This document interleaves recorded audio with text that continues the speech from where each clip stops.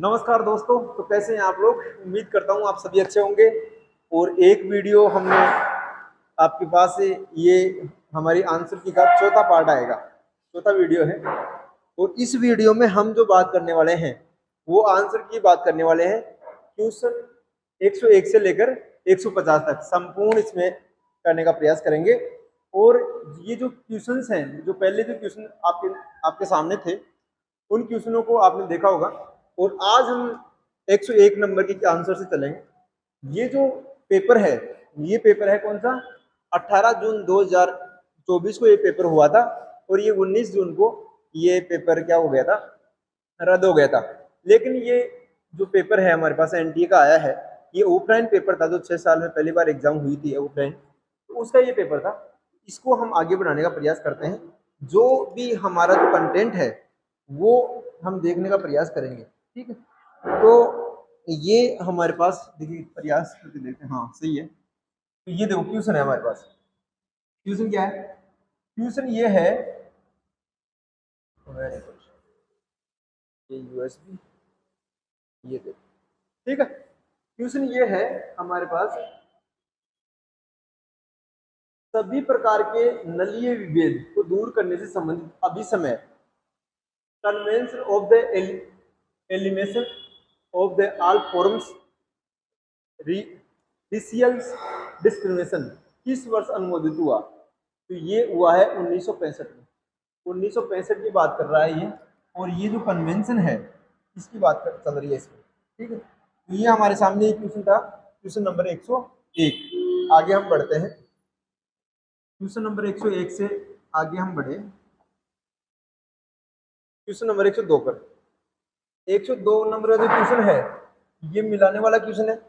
एक तरफ पुस्तकें दे रखी है और एक तरफ दे रखे हैं लेखक। तो ये जो एडमिनिस्ट्रेटिव थ्योरी है, ये पुस्तक किसकी है? तो ये पुस्तक है आपकी ग्रिफिथ डेनियल ई की, ठीक है। दूसरा है behavioural approach to public administration. तो ये पुस्तक है किसकी? ये पुस्तक है आपकी रॉबर्ट प्रिथेप्स। फिर बाद में है amazing synthesis in American public administrations. तो ये पुस्तक है हमारी किसकी? ये है कीथ एवं एंडरसन की। कीथ एवं एंडरसन की पुस्तक है। उसके बाद में हमारे पास administrative theory and public administration. तो ये पुस्तक है किसकी? RJS baker. RJS बेकर की ये पुस्तक है। तो इस प्रकार से एक तरफ तो क्या है, एक तरफ तो पुस्तकों के नाम दे रखे हैं और एक तरफ उनके लेखक दे रखे हैं, ठीक है। आगे हम बढ़ते हैं। आगे जो हमारी क्वेश्चन है, इनके आंसर दे रखे हैं। 103 नंबर का क्वेश्चन है। 103 नंबर का जो क्वेश्चन है इसमें एक तरफ तो दे रखा है क्या? एक तरफ तो दे रखे हैं संविधान संशोधन, संवैधानिक संशोधन अधिनियम दे रखे हैं। और दूसरी तरफ क्या दे रखा है? दूसरी तरफ देखे इनसे जुड़ा हुआ अनुच्छेद दे रखा है, ठीक है। तो हम देखते हैं कौन सा? 92वां संविधान संशोधन। तो ये जुड़ा हुआ है 2003 में हुआ था। इसके तहत हमारी जो 8वीं अनुसूची है, 8वीं, देखो हमारे संविधान में टोटल 8 अनुसूची थी, प्रेजेंट में इनकी संख्या 12 है। पहली बात है ये। दूसरी बात है 8वीं अनुसूची में किसकी बात की गई है? 22 भाषाओं की बात की गई है। हमारे देश में जो भाषाएं हैं वो 8वीं अनुसूची में शामिल की गई है। और इसमें और भाषा शामिल हुई है कौन सी? 92वां संविधान संशोधन 2003 में। तो ये कौन कौन सी भाषाएं हैं? ये है बोडो है, डोगरी है, मैथिली है और संताली है, ठीक है। तो ये 4 भाषाएं इसमें और जोड़ दी गई। तो पहले इनकी संख्या 14 थी, उसके बाद में पहले इनकी संख्या 18 थी और प्रेजेंट में इनकी संख्या 22 बताई जाती, ठीक है। और लगातार राजस्थानी भाषा को भी इसमें शामिल करने की बात लगातार उठाई जा रही है। ओके, नेक्स्ट क्वेश्चन है। तो इसका आंसर है जो 3 नंबर आंसर सही हो जाएगा, ठीक है। आगे हम देखते हैं अगला जो नेक्स्ट क्वेश्चन है हमारा। Next question number 104। ये है किसके बारे में? आइडियोलॉजी के बारे में क्वेश्चन है। मार्क्सवादियों का मत है कि समाज के अभिलक्षण और गुण कौन से हैं? अभिलक्षित गुण कौन से हैं मार्क्सवादियों के अनुसार? मार्क्सवादियों के अनुसार समाज के अभिलक्षण गुण कौन से हैं? इसमें कौन सी जाएगी? इसमें देखा है ACDE, मतलब वर्ग संघर्ष आएगा, वेरी गुड। उसके बाद में सतत सद्भाव, ये नहीं आएगा। ये है असंविरोध संघर्ष, धनी और निर्धन के बीच में विभाजन, एकदम सही बात है। और धनी वर्ग का प्रभुत्व, बिल्कुल सही बात है।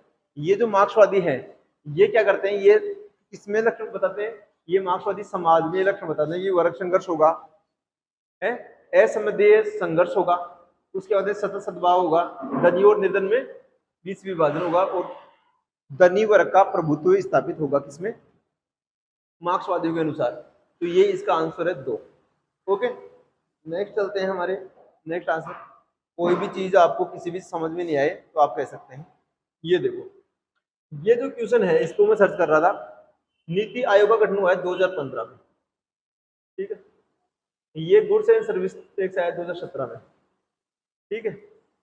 अब ये तीनों जो आयोग हैं ये हमें अलग अलग देखने को मिलते हैं। हम इसको आंसर करते हैं इसका बी। तो पहले आ जाएगा इसमें राष्ट्रीय महिला आयोग 1992 शायद, उसके बाद में आएगा हमारा राष्ट्रीय अल्पसंख्यक आयोग, ठीक है। उसके बाद में आता है राष्ट्रीय बाल संरक्षण अधिनियम, उसके बाद में आएगा आपका नीति आयोग जो 2015 में गठित हुआ, और लास्ट में हुआ है 2017 में जीएसटी काउंसिल के बारे में बात की गई है। ओके, नेक्स्ट है इसमें नेक्स्ट नंबर का जो क्वेश्चन है, देखो जो भी जिन भी साथियों की एग्जाम है 4 सितंबर को, वो लगातार पढ़ते जाइए, इनके आंसर देखते जाइए, ताकि जिससे चीजें और सही होगी। वित्त आयोग के निम्नलिखित अध्यक्षों को विपरीत कालक्रम में व्यवस्थित करें।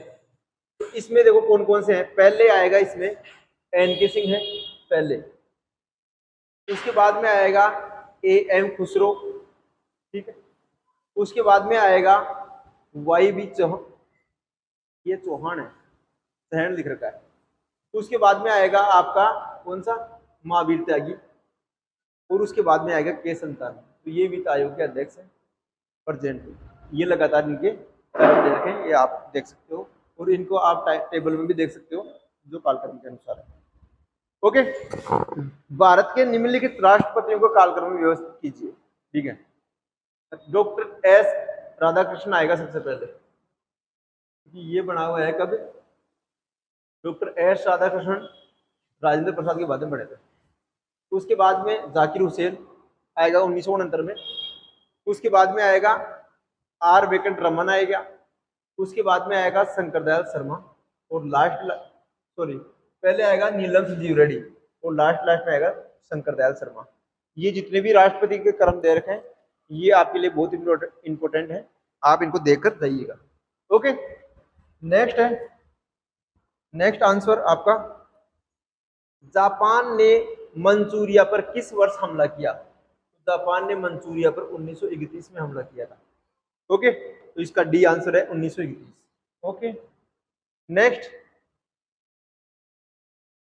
ए plea for the reconstruction of Indian polity नामक पुस्तक किसकी है। तो ये जो पुस्तक है ये जयप्रकाश नारायण की पुस्तक है। A plea for the reconstruction of Indian polity, तो ये बुक है जयप्रकाश नारायण। डॉक्टर श्यामा प्रसाद मुखर्जी की मृत्यु कश्मीर के किस वर्ष हुई है। तो ये 1953 में हुई है। ओके, कश्मीर में 1953 में। इनके लिए कहते हैं कि जहां शहीद हुए मुखर्जी वो कश्मीर हमारा है। ओके, नेक्स्ट हमारा जो क्वेश्चन है वो है, किस निम्नलिखित में किस आम चुनाव में सत्तारूढ़ कांग्रेस पार्टी आधे राज्यों में विपक्ष से पराजित हुई। तो ये है 1967 में। देखो कल एक क्वेश्चन डिस्कस किया था हमने जयप्रकाश नारायण का। जयप्रकाश नारायण ने क्या कहा है, जयप्रकाश नारायण ने ये कहा है कि ये भाई डीजे बज रहा है,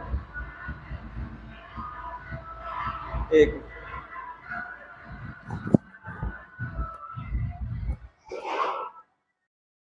तो ये डीजे के कारण क्लास बाधित हो गई थी, इसके लिए हम वापस आते हैं। तो आगे जो अगला जो क्वेश्चन है ये हमने देख लिया कि आम चुनाव 1967 में हुए।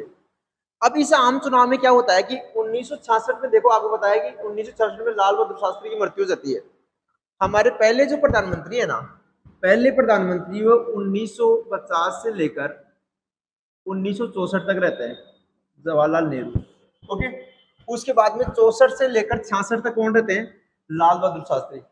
1966 में प्रधानमंत्री बनती है कौन? इंदिरा गांधी। लेकिन फिर 1967 में चुनाव होते हैं।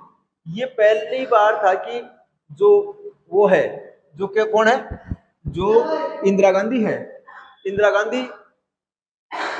गांधी की जो सरकार है वो हमें देखने को मिलती है। अब क्या है कि इंदिरा गांधी के नेतृत्व में पहले क्या हुआ था? चुनाव हुए हैं, और वो जो चुनाव है, ऑफिस में चल जाओ, जो ये जो चुनाव है, ये चुनाव हमें देखने को मिलते हैं। उसके बाद में क्या होता है? उसके बाद में इसका जो परिणाम आता है वो आता है एकदम, मतलब कि नेगेटिव रिजल्ट आता है, और ये जो नेगेटिव रिजल्ट है वो हमें देखने को मिलता है। यहाँ तक सही है। उसके बाद में हम अगला जो क्वेश्चन है वो है, स्वामी विवेकानंद ने धर्म संसद में अपना प्रसिद्ध संबोधन किस शहर में किया? तो ये क्या है? शिकागो में। शिकागो में ये विश्व धर्म संसद है, उसमें देखने को मिलता है। और ये क्या है कि विश्व के धर्म सम्मेलन है, धर्म संसद को ये संबोधित करते हैं, और इस धर्म संसद में क्या करते हैं? ये इस धर्म संसद में जाकर ऐसे कहते हैं कि अमेरिका के भाई और बहनों, आप हमें क्या करो? आप हमें स्वीकार करो। ठीक है। उसके बाद में नेक्स्ट जो क्वेश्चन है, नेक्स्ट क्वेश्चन हम देखते हैं, वो हमें देखने को मिलता है वोल्स्टीन का क्वेश्चन है। ये नारीवादी विचारक है। वोल्स्टीन के अनुसार पूंजीवादी विश्व व्यवस्था में शामिल है। तो ये जो वोल्स्टीन है, इमैनुअल वोल्स्टीन है, ये महिला है, और इन्होंने क्या किया है? दूरी, सकेंद्रित, अर्धपरिधि और अर्ध सकेंद्र द्वीप समूह है, ये बताई है। और इसमें केवल निर्दिष्ट राष्ट्र और परिधि ये इसमें शामिल नहीं की गई। ये वोल्स्टीन के अनुसार विश्व व्यवस्था के आंसर था। तो आपको इसको विस्तारित रूप से आप वीडियो में देख सकते हैं। नेक्स्ट जो क्वेश्चन है वो है,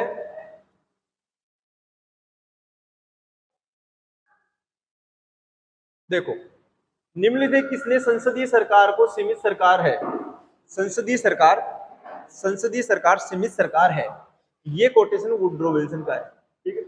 और इन्होंने ये जो क्वेश्चन है ये हमारे सामने देखने को मिलता है वुड्रो विल्सन के अनुसार। ठीक है। वुड्रो विल्सन ने कहा, कांग्रेस एक्ट वर्क के नाम से कहा, और वुड्रो विल्सन की ये परिभाषा है। नेक्स्ट जो क्वेश्चन है ये कालक्रम के अनुसार न्यायाधीशों का क्वेश्चन है, और इसी क्वेश्चन में भारतीय मुख्य न्यायाधीशों कालक्रम के बारे में बताया गया है। तो ये आप ये देख लो, ABCDE। तो पहले एच जे कानिया सबसे पहले ये आएंगे, उसके बाद में PN भगवती आएंगे, रंगनाथ मिश्रा आएंगे, उसके बाद में मदन मोहन पंछी आएंगे, और उसके बाद में SH कपाड़िया। ये आपके जो व्यवस्थित है, आप इन कालक्रम के अनुसार इसकी टेबल में देख सकते हो। नेक्स्ट जो क्वेश्चन है वो हमारे को देखने को मिलेगा। देखो, जो ये आंसर की क्लास है ये थोड़ी सी बोरिंग हो जाती है, क्योंकि इसमें हमें ओनली फैक्ट और फैक्ट पर चर्चा करनी होती है। इसलिए क्या है कि ये जो फैक्ट और फैक्ट में जो चर्चा करते हैं, इसकी जो क्लास है वो हमें देखने मिलती है। विस्तारवादी राष्ट्रवाद के संदर्भ में निम्नलिखित में कौन सा सही है? तो ये ABCD आंसर आएगा इसका। इसमें आएगा आक्रमता, उसके बाद में सैन्यवादी, उसके बाद में आएगा विस्तारवादी। ओके, तो ये हमें देखने को मिलता है किससे? विस्तारवादी राष्ट्रवाद के संदर्भ में ये जो बात की गई है इसमें आक्रमणता को दर्शाया गया है, विस्तारवादी चीजों को दर्शाया गया है, और सैन्यवादी। ये मतलब ये कि जो राष्ट्रवाद है हमारा, इसका कंसेप्ट हमें देखने को मिलता है जिसमें वो अपने राष्ट्र की संस्कृति, भाषा और साहित्य को आगे बढ़ाने का प्रयास करते हैं। नेक्स्ट जो हमारा क्वेश्चन आ रहा है ये हमारा आ रहा है किसके संदर्भ में? ये आ रहा है हमारा लोकसभा में आवंटित सीटों के बारे में क्वेश्चन आ रहा है।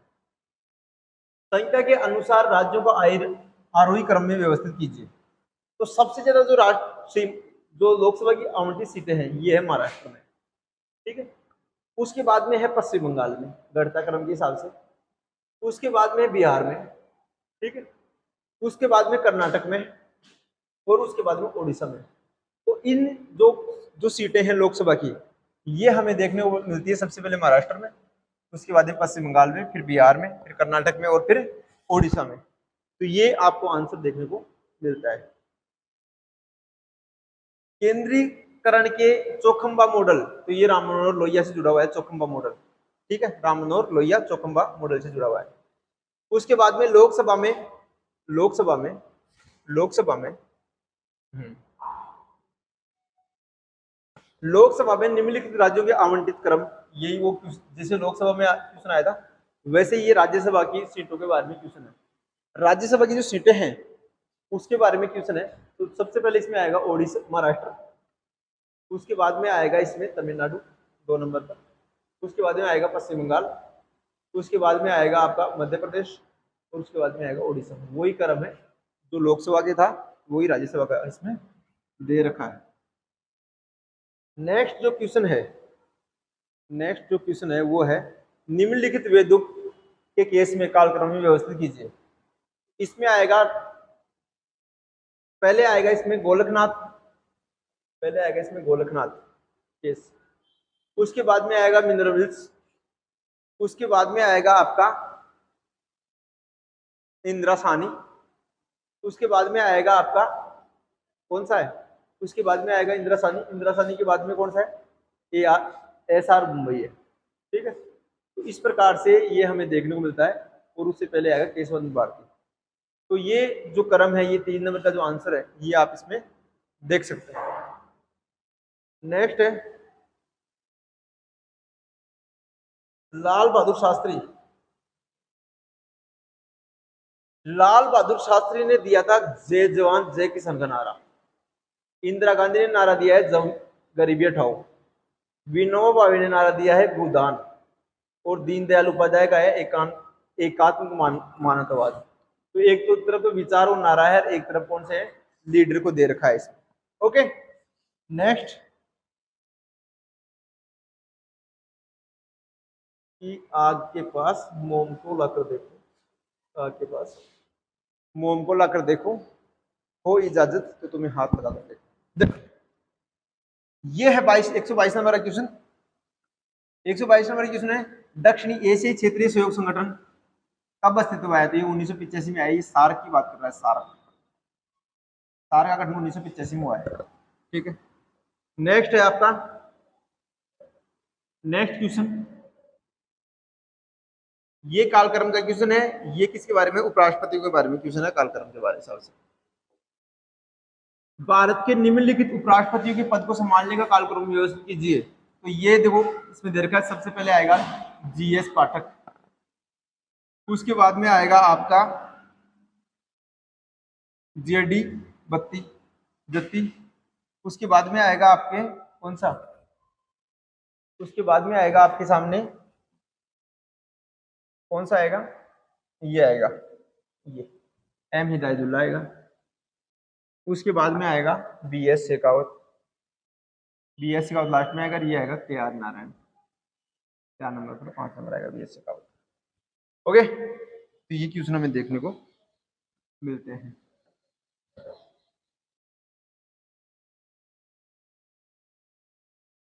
नेक्स्ट क्वेश्चन है, ये क्या हुआ?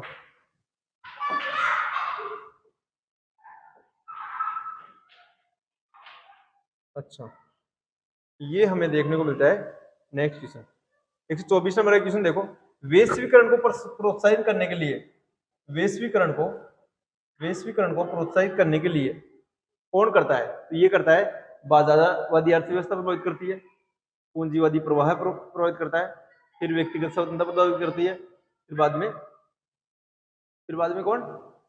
बहुसंस्कृतिवाद प्रभावित करते हैं। तो इसमें संपत्ति का समान वितरण प्रभावित नहीं करता। बाकी बाजार की बात पूंजीवादी अर्थव्यवस्था में होती है, पूंजीवादी प्रवाह होता ही है, व्यक्तिगत स्वतंत्रता होती है, बहुसंस्कृतिवाद होता ही। लेकिन क्योंकि इसमें क्या होता है, पूंजीवाद में क्या होता है कि संपत्ति का असमान वितरण पाया जाता है, जिसमें जितना सामर्थ्य है वो उतनी संपत्ति को इकट्ठा कर सकता है। भारतीय संविधान के बारे में अगला क्वेश्चन है, भारतीय संविधान निम्न में भारतीय संविधान निम्नलिखित के द्वारा व्यक्तिगत आजादी सुनिश्चित करता है। तो देखो ये ABCD इसका आंसर है। सरकार की शक्ति को सीमित करना, ये एकदम अच्छी बात है। अधिकार प्रोवाइड करोगे तो सरकार को सीमित करना पड़ेगा। शक्ति और अधिकार के विभेद को द्वारा राज्य और व्यक्तियों के बीच में संबंध निर्धारित करता है। सिविल अधिकार और स्वतंत्रता को परिभाषित करता है। लोगों के मौलिक अधिकारों की मान्यता प्रदान करता है। अधिकारों की प्रदानगी की गारंटी नहीं देता बल्कि देता है, ये बात गलत है। तो इसका आंसर है 3 नंबर। नेक्स्ट क्वेश्चन देखो आप। विश्व व्यापार संगठन का गठन 1 जनवरी 1995 को हुआ है। ठीक है, एक तरफ देखे विचारक और दूसरी तरफ देखे पुस्तक। विचारक देखो कौन कौन से हैं। केट द मिलेट की पुस्तक है कौन सी? Sexual politics. Simone de Beauvoir की पुस्तक है कौन सी? The second sex. Germaine Greer की पुस्तक है कौन सी? The female inch. और जूडिस बटलर की पुस्तक है जेंडर ट्रबल। एक तरफ इनकी पुस्तकें दे रखी है और एक तरफ दे रखी है इसकी विचारक दे रखे हैं, एक तरफ पुस्तक दे रखी है। तो इसका आंसर हो जाएगा ए। ओके, नेक्स्ट क्वेश्चन देखो। निम्नलिखित में से किसने द फंक्शंस ऑफ एग्जीबिशन नामक पुस्तक लिखी? तो ये चेस्टर बर्नार्ड ने फंक्शंस ऑफ द एग्जीबिशन नामक पुस्तक लिखी है। निम्नलिखित में से के कारण महाशक्तियों के क्रम उभर रहे हैं। तो इसमें आएगा उद्यमान आर्थिक शक्ति, उसके बाद में राजनीतिक संबंध, उसके बाद में आएगा आपका सैन्य क्षमता। तो ये 3 इसमें दे रखे हैं। नर्म राष्ट्र को क्षण करना ये नहीं आएगा, और पड़ोसियों के साथ बढ़ रहे संघर्ष इसमें नहीं आएगा। नेक्स्ट है, भारतीय संविधान का कौन सा अनुच्छेद राज्यपाल को अध्यादेश जारी करने की शक्ति देता है? तो 213 देता है। वेरी गुड, ठीक है।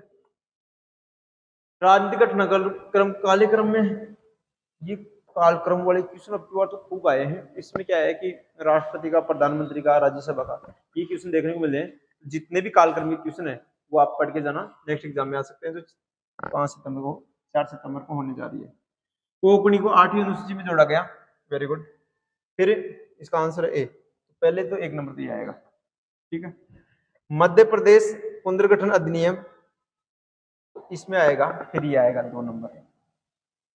इसमें आएगा फिर आएगा ई, पांडिचेरी का नाम परिवर्तन हुआ। उसके बाद में डी आएगा, उड़ीसा का नाम परिवर्तन कर दिया गया। और लास्ट में आएगा राज्य, ये तेलंगाना बना तब का है 5 नंबर, ठीक है।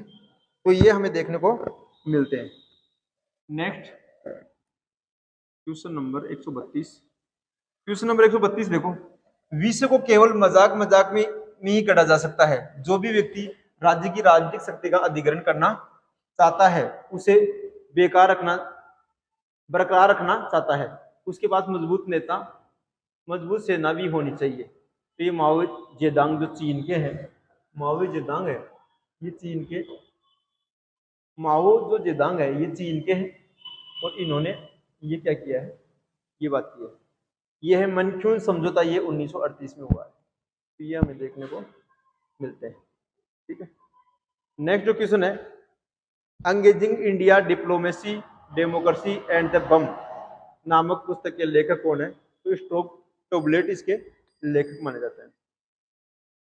डेग हैमरशोल्ड संयुक्त राष्ट्र के महासचिव किस वर्ष हुए? तो ये 1953 में हुए। डेग हैमरशोल्ड, ये महासचिव का पोस्ट सबसे इंपॉर्टेंट होता है, यूएन का प्रधानमंत्री भी कहते हैं। इतिहास हम स्वयं की चेतना के तरफ का विकास है। इतिहास स्वयं की चेतना की तरफ का विकास है तथा संवैधानिक विधान समस्त राज्यों के इतिहास की परिभाषित करता है। तो ये है फ्रेडरिक हीगल है, वेस्टर्न पॉलिटिकल थिंकर है हीगल, इसके बाद ये इसका आंसर होगा, ये उनका कथन है। दास व्यापार का विरोध करने के लिए ब्रिटेन में 1787 में निम्नलिखित में किस लीग और सोसाइटी का गठन किया गया? तो एलिवेशन सोसाइटी का गठन किया गया है, ठीक है। निम्नलिखित में से किसने कल्पित समुदाय के रूप में राष्ट्र को परिभाषित करते हुए राष्ट्रवाद को विशेष प्रकार की संस्कृति की कलाकृति माना? तो यह है एडरसन, बेनेडिक्ट एडरसन है। और एडरसन ने ऐसे कहते हैं, कल्पित समुदाय की बात भी एडरसन ने की है। नेक्स्ट क्वेश्चन, भारतीय संविधान के निम्नलिखित अनुच्छेदों को संवैधानिक संशोधन के अंत स्थान के क्रम में व्यवस्थित कीजिए। तो ये आएगा इसमें कौन सा, इसमें आएगा आपका सबसे पहले उद्योगों के प्रबंधन की सहभागिता आएगा, उसके बाद में आएगा शिक्षा का अधिकार 2 नंबर, उसके बाद में राष्ट्रीय न्यायिक नियुक्ति, ना पहले आएगा सहकारी समितियां, फिर आएगा न्यायिक नियुक्ति, और लास्ट में आएगा आपका पहली अनुसूची की लद्दाख की प्रविष्टि 5 नंबर। ठीक है, नेक्स्ट, लोकसभा में अनुसूचित जातियों के लिए आवंटित सीटों के अनुसार निम्नलिखित राज्यों को अवरोही क्रम में व्यवस्थित कीजिए। तो पहले आएगा मध्य प्रदेश, उसके बाद में आएगा ओडिशा, फिर आएगा आपका महाराष्ट्र, और लास्ट में आएगा फिर आएगा राजस्थान, और फिर बाद में आएगा मेघालय। इस प्रकार से ये सीटें आपकी दे रखी है। लास्ट में आपके पैराग्राफ दे रखा है, पैराग्राफ के अकॉर्डिंग आंसर दे रखे हैं। ये पैराग्राफ आप इसको पोज कीजिए, पोज करके इस पैराग्राफ को पूरा पढ़िए आप, और पूरा पढ़ने के बाद में उसके बाद में पूरा जो पैराग्राफ पढ़ोगे उसके बाद में जो क्वेश्चन है उनके आंसर हैं। निम्नलिखित में से किस कारण से वर्ष 1970 के दशक में तृतीय विश्व के शब्द व्यापक रूप से प्रयोग हुआ? तो ये निस्पंदा विचार एकात्मक प्रभाव है। फिर तृतीय विश्व के प्रयोग को अफ्रीका, एशिया और लैटिन अमेरिका के देशों के लिए प्रयोग किया जाता है। आर्थिक, सैन्य और आश्रित विश्व में निम्नलिखितों में कौन सा नहीं आता? तो प्रथम विश्व, द्वितीय नहीं आता, और बाकी आते हैं। ओके, तृतीय विश्व शब्द का प्रयोग निम्नलिखित किसके दौरान हुआ? शीत युद्ध के दौरान।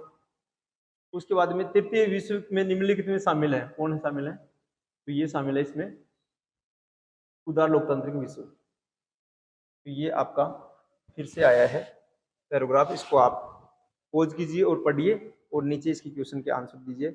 निम्न किसने अग्रगामी नीति जारी की गई? मंचू साम्राज्य। विश्व के क्षेत्र में को लेकर ब्रिटेन और चीन एक दूसरे से संकेतिक थे। तिब्बत। यंग अंडरस्टैंड अभियान कब हुआ? तो 1903 और 4 में। ब्रिटेन सभ्यतावादी तिब्बत थे, चीन और रूसी हस्तक्षेप के लिए और तिब्बत पर उनके दावे को जाना। और लास्ट का क्वेश्चन है, किस क्षेत्र को लेकर ब्रिटेन को नीति के उद्देश्य को तिब्बत को बाहरी सीमाओं को परिभाषित करना था? हिमाचल प्रदेश की डाल। इस प्रकार के क्वेश्चन है वो हमें देखने को मिलते हैं। ये 50 क्वेश्चन थे, इसको हमने थोड़ा जल्दी करने का प्रयास किया है क्योंकि आगे जो क्लास हम लाने वाले हैं वो सुव्यवस्थित सिलेबस के अकॉर्डिंग लाने वाले हैं। और आप लगातार इससे जुड़े रहिए। पॉलिटिकल साइंस की जो भी आपकी क्यूरी है, हमें ये जो डिजिटल का अनुभव है वो कम है, लेकिन जितना भी एक्सपीरियंस है वो आप आपके साथ साझा करते जाएंगे। आपकी कोई भी क्यूरी है, कैसा भी क्वेश्चन है, आप बेझिझक कमेंट कीजिए और लगातार आप इसी चैनल से जुड़े रहें और लाइक करें, सब्सक्राइब करें। धन्यवाद, नमस्कार, जय हिंद।